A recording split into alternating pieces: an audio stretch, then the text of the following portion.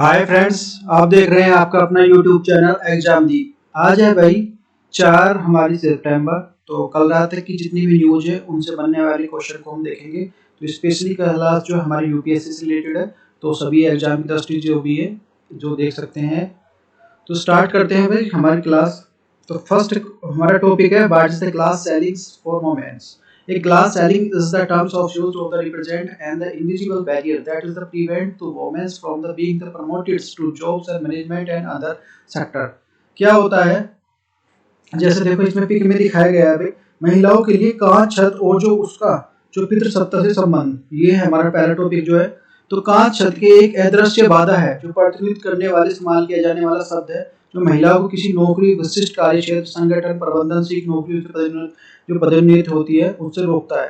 जैसे ये दिखाया गया, पिक में दिखाया गया, ये महिला है, इसके ऊपर ये जो खड़े हुए हैं, आदमी खड़े हुए हैं, तो इनको दिख नहीं रहा है। तो इस तरह से के ऊपर ये पूछ रहे हैं कि तो ग्लास सेलिंग क्या होता है। I don't know see the glass selling. तो हम जो ग्लास सेलिंग को देख नहीं पा रहे, तो ये सारी चीजें महिलाओं से जुड़ा जो विषय है, ये जीएस पेपर 1 में इसको रखा जाएगा, कई बार पूछा जाता है। और नवयुग की जो नारी 21वीं सदी की कैसे है, तो इसलिए पूछा गया क्वेश्चन है स्टेम। और देखते हैं भाई, तो glass ceiling still the keeping the womens out of the strategic functions. कौन कौन से हैं, तो ये मैनेजर से 28%, 18% ये द चीफ एग्जीक्यूटिव ऑफिसर्स। तो इसमें जो स्टेम मतलब होता है साइंस, टेक, जो इंजीनियरिंग और मैथ में जो इनके साथ जो भेदभाव हो रहा है यह दिखता है। और महिलाओं के साथ जो भेदभाव होता है उससे रिलेटेड है सारा मामला जो है। और महिलाओं को उस शिक्षा में जाने से रोकता है जो हायर एजुकेशन से, पढ़ने लिखने से ये चीज रोकती है। और ये जो as per the world women 2022 का डाटा है जो United Nations department of economics and social affairs, तो महिलाओं को उस शिक्षा में जितने भी जाने हैं उनको रोकता है। उसके द्वारा कांच की छत कहते हैं इसे। जो महिला है उस क्षेत्र में जाने से, कॉर्पोरेट हुआ, कुछ भी क्षेत्र हुआ, या फिर कुछ अच्छा करने से, तो उसको रोकना, तो ये कांच की छत कहलाता है। ये इनविजिबल बैरियर है, अदृश्य बाधा है जो किसी भी महिलाओं को उच्च पोजीशन में जाने से रोकता है। पितृसत्ता का ये एक उपज है, पितृसत्ता की उपज है एक तरह से, तो उसको बोला जाता है। और बाबा भीमराव अम्बेडकर क्या कहते हैं उनके बारे में देखेंगे, सारी चीजें आगे दिखाई गई है। तो कांच की छत रीजन फॉर द, ये हमारे इसके लिए क्या है, रीजन है ग्लास सेलिंग के लिए। कांच की छत से अस्तित्व का कारण कौन कौन सा, तो ये पुरुष प्रधान प्रबंधन फर्स्ट है हमारा। उचित जो देखते हैं पुरुष प्रधान के लिए, ऐसा नहीं करो, वहां नहीं जाओ, ये मत करो, ये मत पहनो, ये उचित भेदभाव जो विरोधी कानून का अभाव। और जो थर्ड है हमारा जो भेदभाव सरकारी जो कार्रवाई का अभाव। पितृसत्तात्मक जो मानसिकता, यौन उत्पीड़न महिलाओं के लिए एक और बाधा है कि भाई तुम्हारा जाओगे तो जो इस तरह से सोचना, हमारा जो देखा कि भाई इस तरह की आम जो न्यूज आती है, तो उससे फिर जो एक तरह से जो लोगों को जो स्टार्ट लेने में थोड़ी सी परेशानी होती है। नेक्स्ट है हमारा ग्लास सेलिंग एग्जांपल। देखते हैं इसके एग्जांपल क्या क्या है, तो इसके एग्जांपल से समझते हैं। वैसे मैंने समझा दिया आपको। तो उस शिक्षा से बात जो संबंधित शिक्षा में जो लैंगिक असमानता, भेदभाव शायद भारत में पहली बार 1933 में सुर्खियों में आया था, जब कमला जो सोहानी जो सीवी रमन को जो उनके मार्गदर्शन में भौतिक अनुसंधान करने के लिए प्रेरित किया था। तो ये कमला सोहानी जो है, उनके जो सीवी रमन साहब है, इतने बड़े वैज्ञानिक हुए हैं जिनको नोबेल प्राइज भी मिला है, तो उनके जो मार्गदर्शन में ठीक है भाई कि मेरे को अनुसंधान रिसर्च करना है, लेकिन ये इस तरह से बोल देते हैं। तो नोबेल पुरस्कार विजेता था अनुरोध को इस आधार पर ठुकरा दिया था कि वो महिला है। अगर तुम अब देखो, आप जो मैन या ये कोई मेल होते हैं तो मैं करवा देता, लेकिन जो महिला है, तो ये देखने को सबसे पहले जो क्लास सेलिंग का जो ये एग्जाम्पल देखने को मिल सकता है, सबसे बढ़िया एग्जाम्पल है कि भाई देखो जो नोबेल जो पुरस्कार विजेता है, तो वो भी उनको उसको भी इक्वलिटी की बात नहीं कर रहे, वो भी इस तरह से। तो सोहानी ने लैंगिक भेदभाव के आधार पर इसका इनकार कर नजरअंदाज किया और जो निर्देश कार्यालय के सामने जो सत्याग्रह पर चली गई। फिर 1 साल के लिए उन्हें सड़क पर जो भर्ती कराया गया कि वर्ष के लिए उनके जो काम में तब तक जो मान्यता दी जाएगी जब तक जो निर्देशक उसकी शोध गुणवत्ता से संतुष्ट न हो जाए। उसकी स्थिति को जो शोध कर रहे हैं उस जो सहयोगियों को ध्यान भंग नहीं होना चाहिए, ये जो कर रहे हैं कि उनको जो रिसर्च कर रहे हैं उनको जो कोई भी इस तरह की कोई प्रॉब्लम नहीं होनी चाहिए। नेक्स्ट एग्जांपल देख सकते हैं भाई। यदि देखो वीडियो आपको समझ में आ रही है तो भी जो ज्यादा से ज्यादा लाइक और शेयर करें, बहुत अच्छा मुद्दा है। तो क्लास सेलिंग क्या है, एग्जांपल 2 है। 1937 में प्रोफेसर DM बोस उस समय जो कलकत्ता विश्वविद्यालय भौतिक आधार पर जो विभा चौधरी को अपने शोध समूह में शामिल करने के लिए अनुच्छित थे, उनके पास महिलाओं के लिए उपयुक्त जो शोध परियोजना नहीं थी। उन्होंने जो DM बोस और जो शोध समूह आज जो कॉस्मिक किरणों का उनके जो काम में जो ऐतिहासिक माना जाता है। तो नेक्स्ट एग्जांपल जो महिलाओं के लिए कम आंकना एक उदाहरण है। तो स्विट्जरलैंड में शन यूरोपियन जो organisations for the nuclear research जो है उसमें काम करने वाले भौतिक वैज्ञानिक जो एलेड्रिस सेंटर स्टूमिनिया के एक जो कार्यशाला में दावा किया कि भौतिक आविष्कार और निर्माण पुरुषों द्वारा किया गया था। वो बोल रहे हैं कि भौतिक निर्माण पुरुषों द्वारा किया, इसका अर्थ है कि महिलाओं की भौतिक अनुसंधान में तुलना में बहुत कम सक्षम है, कि उनका योगदान है ही नहीं। इनका कहना एक तरह से ये था। तो विडम्बना का यह है कि जो एक दिन बाद ही जैसे ये जो इस तरह का स्टेटमेंट आता है, एक दिन बाद जो डोना जो स्टिकलैंड की जो भौतिक नोबेल पुरस्कार से सम्मानित किया गया उनको, और 1903 में जो मैडम क्यूरी हैं, फिर जो जिन्होंने रेडियोएक्टिविटी की जो खोज की थी, फिर 1963 में मारिया गोरपेट-मेयर को जो भौतिक का नोबेल पुरस्कार जीतने की जो तीसरी महिला बनी। तो ये सारी चीजें फिर जो बंद हो गई। नेक्स्ट कौन सा देखो, where we do stand the India. तो भाई हम कहाँ सब खड़े हैं, तो ये अपने आप भारत को देखते हैं। तो global gender gap index for the 2020 was released by the world economic forums. तो WEF के द्वारा ये 13 जुलाई 2022 को जो ये रिपोर्ट पर जब प्रकाशित होती है, तो India at the 135 out of the 166, जो 46 में लगभग हम भाई 46 में 135 पे खड़े हैं। तो सोचने वाली बात है, भारत जो 140 देश में 135वीं रैंक है, बहुत सोचने वाली बात है। और 2021 में भारत की जो 156 में से 140वें स्थान पर था। तो इंडिया रैंक जो 135 से जेंडर के जो गैप रिव्यूड है। नेक्स्ट अभी देखो, अगर इस तरह से हम यही चलता रहे तो देखो ये हमारे लक्ष्य प्राप्त नहीं कर सकते। इसके लिए हमें समानता उन्हें देनी होगी। जो सारा समान जो मोदी का जी का लक्ष्य है, जो भाई इकोनॉमी बनाना 5 ट्रिलियन जो इकोनॉमी बनाने का, तो वो तभी बन पाएगा जब हमारी जो महिलाओं को हम आगे लाएंगे और जो उनसे भी अपना बराबरी का काम दे, उनको पूरा मौका दिया जाए, तो तभी हो जाएगा। देखो ये जब हमारा सस्टेनेबल डेवलपमेंट गोल है, जो SDG गोल है 15 में से जो गोल नंबर 5 जो जेंडर इक्वलिटी की बात करते हैं, तो वो तभी सफल हो पाएगा जब हम इनको प्रॉपर इस तरह से पूरा मौका देंगे इस तरह से। नेक्स्ट देखो, इसमें देखो बाबा भीमराव अम्बेडकर जी ने भी जो अपने विचार रखे हैं, उन्होंने बोला है। तो बाबा भीमराव अम्बेडकर कहते हैं कि जो किसी भी समय प्रगति का और किसी समय और जो समाज की किसी भी समाज की प्रगति का जो वहाँ की महिलाओं की जो आंक सकते हैं। तो ये भी समाज है, वहाँ की प्रगति किस तरह से है, तो महिलाओं से उनकी आंख देख सकते हैं कि उनकी जो किस तरह की कंडीशन है। यदि अच्छी है तो अच्छी प्रोग्रेस है, और अच्छी नहीं है तो अच्छी में देखो सोचने प्रोग्रेस है। तो ये उन्होंने बताया था। नेक्स्ट अभी तो लिंग भेदभाव जो अगर देखो समझ में आ रहा है ना, तो भाई देखो लाइक और शेयर कर देना है please, it is my humble request. तो लिंग भेदभाव बहुत प्रचलित है। भारत में जो 95 से कम अधिक जो कामकाजी महिला अनौपचारिक श्रमिक हैं, जो श्रम गहन कम वेतन वाली अत्यधिक जो अनिश्चित नौकरियां स्थिति में काम करती है और बिना सामाजिक सुरक्षा के काम करती हैं। तो भारत में इस तरह की कंडीशन है। तो ये हमारा ILO की जो एक तरह से उन्होंने बताया।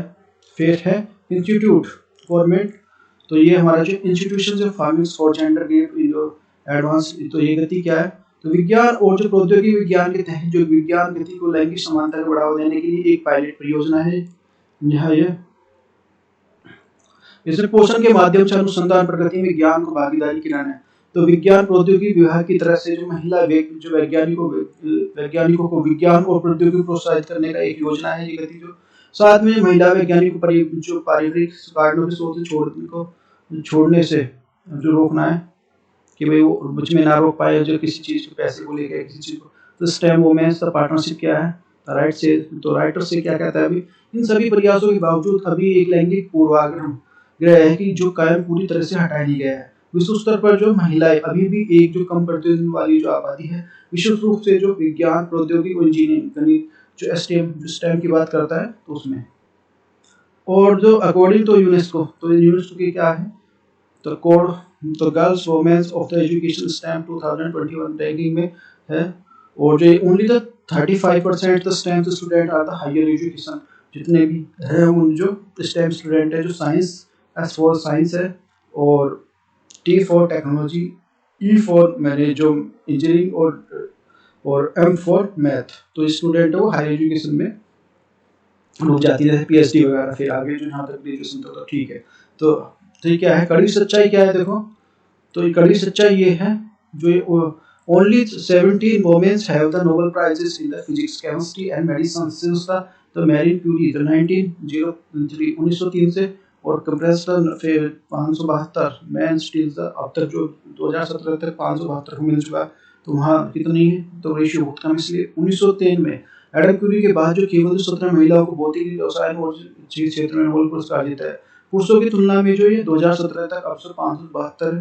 तो एक जो डाटा है बहुत कम है उनके कंपेरिजन में अगर देख रहे हैं हम। तो according to availables of UNESCO के डाटा, तो एस जो स्टेम है, जो क्षेत्रों में काम करने वाली महिला जो 14% महिला जो शोधकर्ता के साथ, और भारत में सबसे निचले स्थान पर है। जापान में केवल जो 16% महिला शोधकर्ता है, नीदरलैंड में 26% है, संयुक्त राष्ट्र अमेरिका में 27% है, यूनाइटेड किंगडम में जो 39% है। और महिला और पुरुषों के शोधार्थियों की संख्या के मामले में सबसे अच्छे गुण अनुपात वाले देश कौन कौन से, उसमें देखो जो शोध करते हैं, रिसर्च एक साथ करते हैं, तो उसमें जो दक्षिण अफ्रीका और जो मिस्र जो 45% शोध करता है, क्यूबा में जो 40% है, जो महिलाओं की बात कर रहे हैं। सबसे अधिक महिला शोध करता है जो ट्यूनीशिया अफ्रीका में है, जो 55% है। देखो इस तरह से जो काफी बैकवर्ड माना जाता है अफ्रीका वगैरह में, तो इस तरह से महिला आगे आ रही है। अर्जेंटीना में जो 53% है, न्यूजीलैंड में जो 52% है,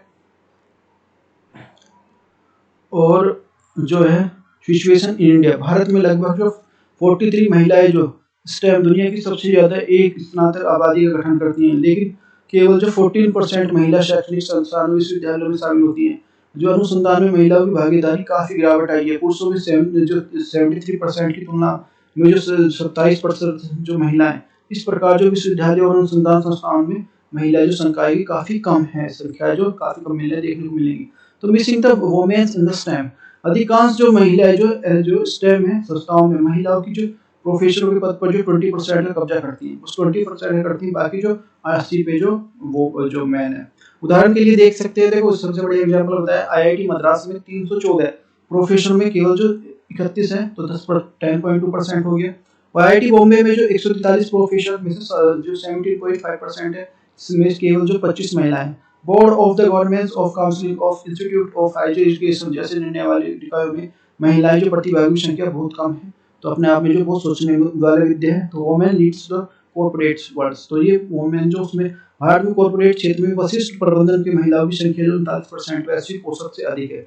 जो कॉर्पोरेट में जो भारत की जो वर्ल्ड के कंपेरिजन में देखते हैं तो थोड़ी ज्यादा है। तो फॉर्च्यून जो 500 कंपनियों में महिला जो सीईओ की संख्या 15% है, जबकि निजी जो उद्योगों में जो प्रबंधन की महिलाओं की संख्या की जो लगभग 15% 2016 में, और 16.9 है 2018 में। 2022 में बढ़कर जो 19 हो गई, फिर ये 19.7 हो गई है। सारा आंकड़ा है। 2030 तक जो सतत विकास प्राप्त करने के लिए जो एसडीजी गोल है, राजनीतिक और सार्वजनिक जीवन में महिलाओं को समान भागीदारी और नेतृत्व की आवश्यकता है, उनको एक साथ। तो what is the news, news में क्या है भाई, तो और देखो ये यहाँ तक हुआ।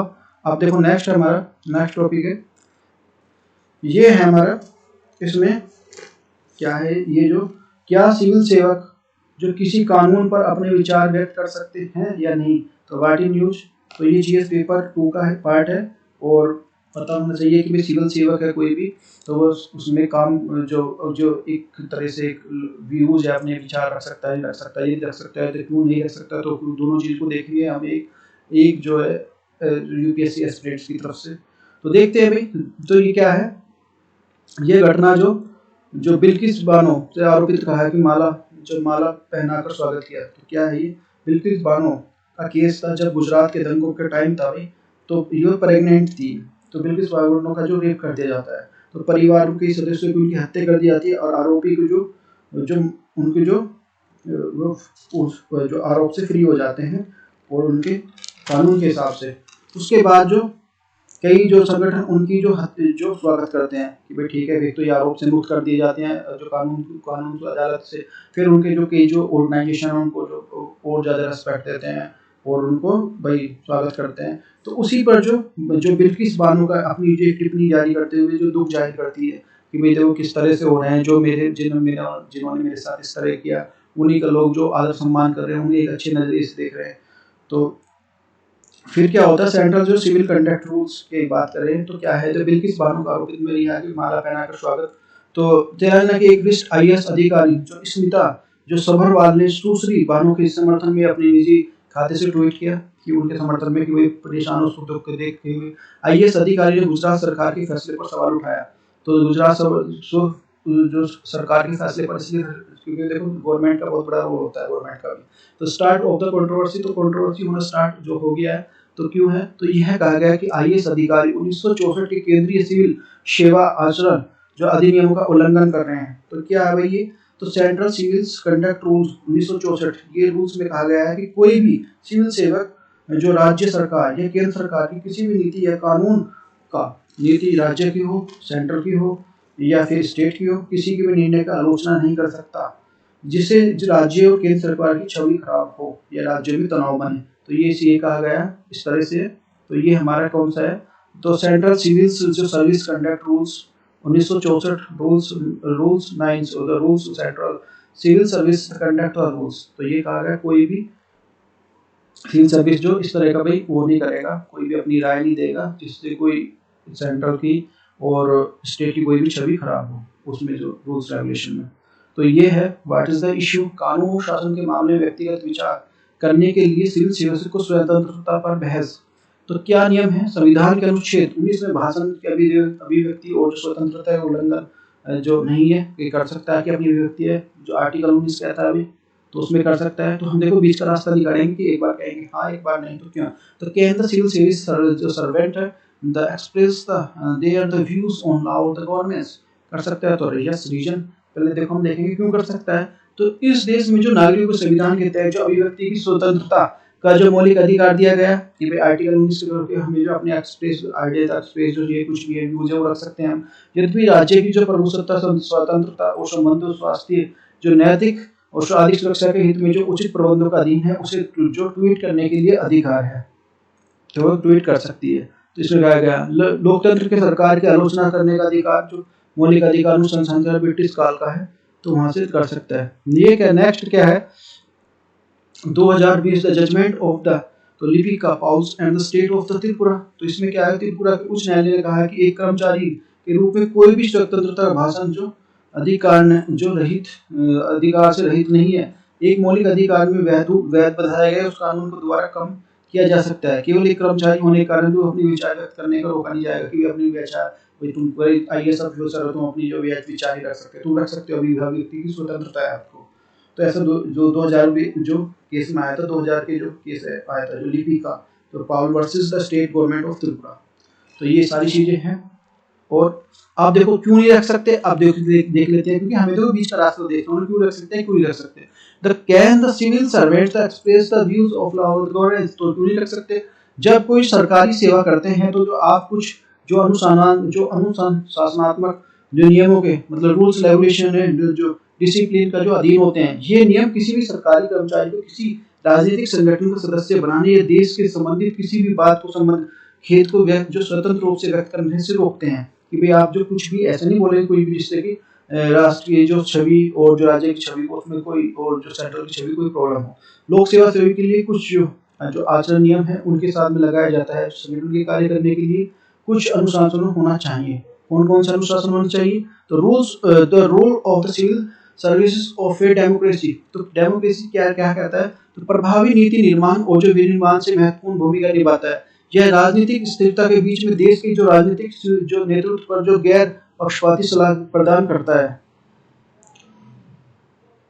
What is the expected from the civil servant, तो क्या है, तो सिविल सर्वेंट्स की योग्यता और जो मूलभूत मूल्य में शामिल कौन कौन से हैं, तो सत्यनिष्ठा, निष्ठता, गैर पक्षपात, निष्पक्षपातता, जन सेवा, समर्पण और सहानुभूति, शासनवाद, सहनशीलता और कमजोर वर्ग के जो प्रति जो सहानुभूति, ये सारी चीजें हैं। और जो ये next time do you civil service तो must have the liberty express there the views of the governments. तो भाई तुम्हें क्यों नहीं करने चाहिए, यदि करने हैं तो क्यों अपने जो आइडिया जो एक्सप्रेस कर सकते हैं, क्यों नहीं कर सकते, तो इस पे अपने जो बात रख सकते हैं। नेक्स्ट अभी तो यह इंडियन एक्सप्रेस में आया हुआ है। तो पहली तिमाही में जीडीपी की जो संख्या बताती है, तो धीमी तो स्लो देखो स्लो इम्प्रूवमेंट आया है, तो कैसे आया है सारी चीज़ों देखेंगे। तो स्टार्ट करते हैं अभी ये वाला नया टॉपिक जो तो जीएस पेपर 3 में रखेंगे the Indian economy issues the relating the plannings mobilisations and resources the growth of development and employment भारतीय अर्थव्यवस्था योजना संसाधनों के जुटाने प्रगति विकास और रोजगार से संबंधित विषय इसमें रखेंगे। तो व्हाट इज द न्यूज, तो यह है राष्ट्रीय सांख्यिकी जो कार्यालय द्वारा बुधवार 31 अगस्त को अंतिम तिथि में अनुबंध के अनुसार पहली तिमाही जीडीपी जो डेटा जारी कर दिया गया है जून जो 2022 में भारत की अर्थव्यवस्था पहली तुलना में जो 13.65% बढ़ी है। जो आरबीआई का अनुमान था वो 16 के आसपास था, 16% के आसपास, ये जो थोड़ी कम रही है। तो उसके कम होने के कारण क्या है, तो writer calls so slow improvement, क्यों कहते हैं, the major employment providing the sector the सफर।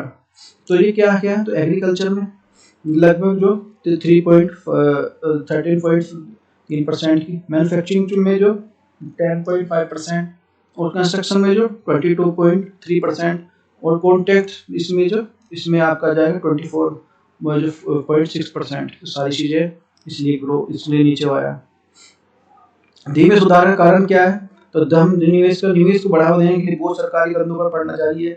क्या किया जा सकता है, जैसे कॉर्पोरेट निवेश किया जा सकता है। अभी साथ के साथ जो कॉर्पोरेट अभी देखो गवर्नमेंट ही ज्यादातर वो निवेश कर रही है, तो एक तरह से प्राइवेट थोड़ा बंद है। तो राज्य क्षेत्रों में के लिए अनुरूप निवेश के बढ़ाना होगा। और धीमे सुधार का जो कारण कम खपत जी जो मानचित्र में जीडीपी का बड़ा हिस्सा है, ठीक होने के कारण जो धीमी गति है सरकार खपत और जो घरेलू उत्पाद का लगभग जो 11% और जो अप्रैल और जून तिमाही के दौरान दुखद जो 1.3% की दर से बढ़ी है। ये जो धीमे सुधार का जो मुद्रास्फीति क्या है, व्हाट इज द इश्यूज, क्या reason for the improvement of the inflation. तो CPI the inflation during the quarter था हैड द स्टेट्स 7% और 7.9% अप्रैल, जो 7.4% मई और जो 7.1% जून। तो ऐसा है, भारत की समर्थता के लिए कार्य बजट को सर्वाधिक प्रभावी इससे सहमत हैं। तो ये अपने लिख सकते हैं इस क्वेश्चन को। अगले तो वे और द फॉरवर्ड क्या करना चाहिए, अगले साल के विकास की दर को बढ़ाने के लिए चुनौतियां हो सकती हैं, जैसे वैश्विक विकास धीमा है, अर्थव्यवस्था में मौद्रिक तंगी को महसूस किया जा सकती है, राज्य के अधिकारियों को लिए तेजी से रिकवरी में सहायता, खपत और जो निवेश को बढ़ावा देना चाहिए, मुद्रास्फीति पर काबू पाने के लिए आरबीआई को लेजर केंद्रित जो रहने की जरूरत है, मुद्रास्फीति नियंत्रित के लिए जो विशेष रूप से खपत बर्बाद है। क्या आप समझते हैं, क्वेश्चन देख सकते हैं, क्या आप सहमत हैं कि घरेलू उत्पाद जो जीडीपी एक स्थायी समृद्धि और जो निम्न मुद्रास्फीति के जो भारतीय कारणों अर्थव्यवस्था की स्थिति है, अपने तर्क में समर्थन के कारण दीजिए। नेक्स्ट है कारण दीजिए, तो ये हमारा जो study of the growth GDP growth plus the low inflation the sustainable growth of the economy. तो स्थिर जीडीपी पर विकास प्लस द कम मुद्रास्फीति, तो ये अर्थव्यवस्था का सतत विकास है। तो इससे रिलेटेड क्वेश्चन पढ़ लिए। अब जो एडिशनल जो ये हमारा एनालिसिस में क्यों पढ़ने जा रहे हैं टॉपिक हम, तो इंडियन एक्सप्रेस में आया हुआ क्वेश्चन है, पीडीएफ के लिए इंपॉर्टेंस है। तो व्हाट इज द न्यूज, क्या है न्यूज में, क्या है 2022 में सबसे शक्तिशाली उष्णकटिबंधीय तूफान कैसे आते हैं, कैसे नाम रखे जाते हैं, सारी चीज को देखेंगे, बहुत ज्यादा इंपॉर्टेंट है। तूफान का नाम टाइफून कैसे, हरिकेन कैसे रखते हैं, जिसे जो टाइफून जो हिन्नोमोर जो नाम दिया गया है, ये 241 प्रति घंटा 241 प्रति घंटे की रफ्तार से हवा की गति से पश्चिमी प्रशांत सागर में जो पार करेगा। और ये विश्व मौसम विज्ञान संगठन, तो ये डब्ल्यू जो मेट्रोलॉजी ऑर्गेनाइजेशन ये समिति उष्णकटिबंधीय चक्रवातों का उपयोग करने के लिए नामों की सूची रखती है। तो ये रखेगा। वो सूची में नाम छोटे जो विशिष्ट प्रकार के जो सांस्कृतिक और भौगोलिक क्षेत्र पर रखने चाहिए, याद किया जा सकता है। जो याद होंगे वो वहाँ के जो सांस्कृतिक और भौगोलिक क्षेत्र से रिलेटेड होने चाहिए, जिससे याद हो सके, छोटे नाम रखने हैं। और जो विश्व मौसम विज्ञान संगठन WMO और जो एशिया प्रशांत क्षेत्र में संयुक्त राष्ट्र आर्थिक और सामाजिक उपयोग आयोग ESCAP 2000 में चक्रवाती तूफानों का नामकरण कर रहे हैं। तो ये थी क्या नामकरण करने का कैसे करते हैं, यदि किसी चक्रवात की जो गति 34 नॉटिकल जो मील प्रति सेकंड से घंटे से अधिक है, तो उसे इस विशेष नाम देना आवश्यक हो जाता है। यदि तूफानी गति जो 74 मील प्रति घंटे की तक पहुंच जाती है, तो उसे पार कर दी जाती है, तो इस तूफान को चक्रवाती तूफान, टाइफून इत्यादि वर्गीकृत किया जाता है। तो आप देखते हैं, और तो 3 नेम कौन कौन से होते हैं स्टॉर्म थे, तो ये हमारा 119 किलोमीटर पर जाएगा जो 74 माइल्स के लिए। और देखो तो कार्डियर द है जो हरिकेन्स, तो ये हमारा बहन the they develop the over the north Atlantic और द नॉर्थर्न, तो एरी पैसिफिक के लिए ये बोले जाएंगे। और साइक्लोन के लिए बहन the former of the south Pacific और इंडियन। और कार्डियर द टाइफोन्स, तो ये नॉर्थ वेस्ट के पैसिफिक के लिए अगर उसमें होता है तो ये है। और डब्ल्यू क्या, व्हाट इज न्यूज, न्यूज में क्या है भाई, नेक्स्ट टॉपिक है आईएमएफ द्वारा सड़क गुणवत्ता औसत गति को स्कोर जो शोध पत्र। सड़क परिवहन गति के मामले में जो 162 देशों में भारत ने जो 127वें स्थान पर है। अमेरिका सबसे तेज और घटता हुआ औसत गति जो 107 किलोमीटर प्रति घंटा जबकि घंटा है, क्योंकि वही देखो हमारा तेज भारत में जो कम है, लगभग जो 80 के आसपास चलते, 58 के आसपास चलते हैं, दुगने के आसपास चलते हैं 107 किलोमीटर प्रति घंटा। तो ज़्यादा चलेंगे, विदेश की स्पीड कम है तो तेल ज़्यादा खाएंगे, तो तेल ज़्यादा खाएंगे और ये कम खाएगा तो और ज़्यादा। तो इस चीज़ के लिए बताया गया है। भारत में घरेलू उत्पाद जो लगभग जो 13 से 14% की जो रसद लगाता है। अमेरिकी और यूरोप में लॉजिस्टिक लागत जीडीपी का जो लगभग जो 8 से जो 8% है।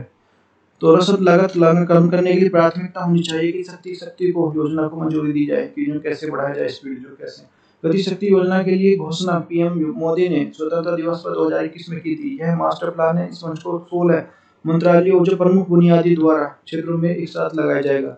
उद्देश्य क्या है, दोहराव से बचाने के लिए विभिन्न प्रकार के सामान जो मंजूरी तेजी से लगने वाले सभी हितकारी जो मंत्रालयों की परियोजना को तालमेल बिठाना है। तो नेक्स्ट लक्ष्य का बुनियादी रचना, परियोजना के लिए योजना बेहतना जो बेहतर समय में रसद लागत की कमी लाना, जो इंफ्रास्ट्रक्चर प्लानिंग को खराब करने के लिए समन्वय उदाहरण कौन से हैं। जल विभाग द्वारा पाइप डालने के लिए नवनिर्मित सड़कों को खोदा जा रहा है तो ये डालते हैं।